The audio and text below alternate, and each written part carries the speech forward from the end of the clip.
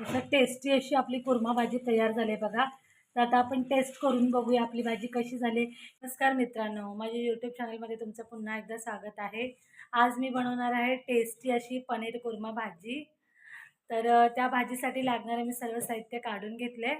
तर आता आपण जाऊया चला किचनमध्ये. चला, कुर्मा भाजी बनवण्यासाठी मी इथे साहित्य काढले बघा. मीडियम आकाराचा कांदा आहे, तो असा बारीक चिरून घेतलाय.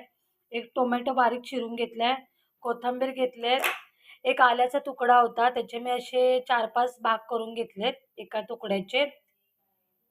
इथे 8-10 लसूण पाकळ्या घेतल्यात. त्याच्यानंतर एक छोटासा फ्लॉवर असे तुकडे करून घेतलेत. पाव किलो फ्लॉवर असेल हा.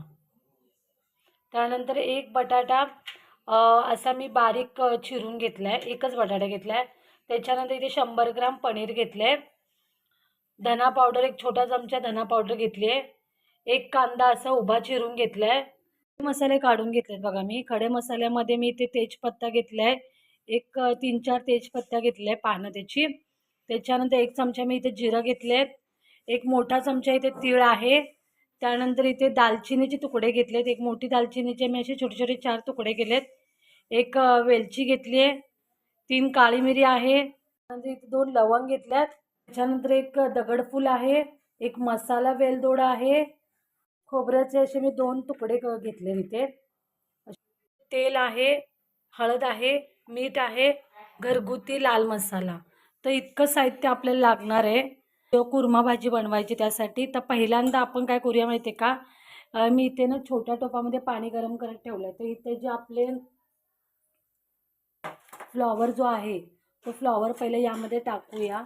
मीठ टाकून थोडंसं एकदम शिजवून घेऊया. थोडासा मीठ टाकून आणि ते शिजेपर्यंत इथे ना गरम मसाले भाजायचे आहेत आणि कांदा भाजायचा आहे. बाकी आपल्याला काही भाजायचं नाही आहे, सगळं फोडणीला वापरायचं आहे. तर पॅन आपला गरम झाला आहे. तर पहिल्यांदा आपण तीळ भाजून घेऊया. आधी ते आपले भाजले गेले, तीळ काढून घेऊया आपण आता. त्यानंतर यामध्ये जिरं भाजूया. पण आपले भाजले गेले. त्यानंतर हा जो सर्व खडा मसाला आहे तो एकत्रित भाजूया.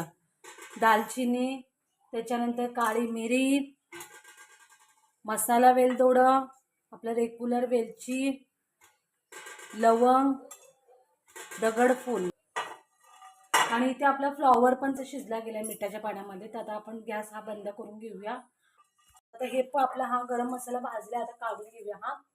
आता यामध्ये आपण खोबरं भाजून घेऊया. थोडंसं तेल घालूया जेणेकरून खोबरं पटकन भाजलं जाईल आपलं. खोबरं बघा आपलं भाजलं गेलंय. तर खोबरं काढून घेऊया आणि त्यामध्ये आपण आता कांदा भाजून घेऊया. बघा आपला चांगला भाजला आहे. तर कांदा काढून घेऊया हा. पनीर फ्राय करून घेऊया. नंतर हेच तेल आपण नंतर भाजीला पण वापरू शकतो.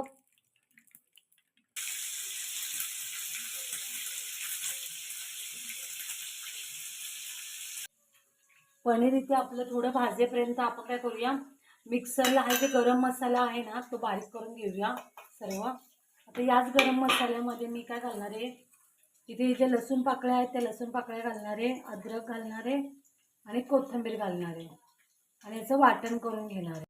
आपलं वाटण बघा आता मस्तपैकी तयार झालं आहे.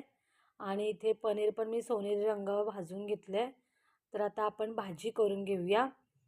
तर ज्यामध्ये मी पनीर तळलं होतं ना तेच तेल आता मी भाजीसाठी वापरणार आहे. तेजपत्ता घालून घेऊया. त्यानंतर कांदा, टोमॅटो घालूया.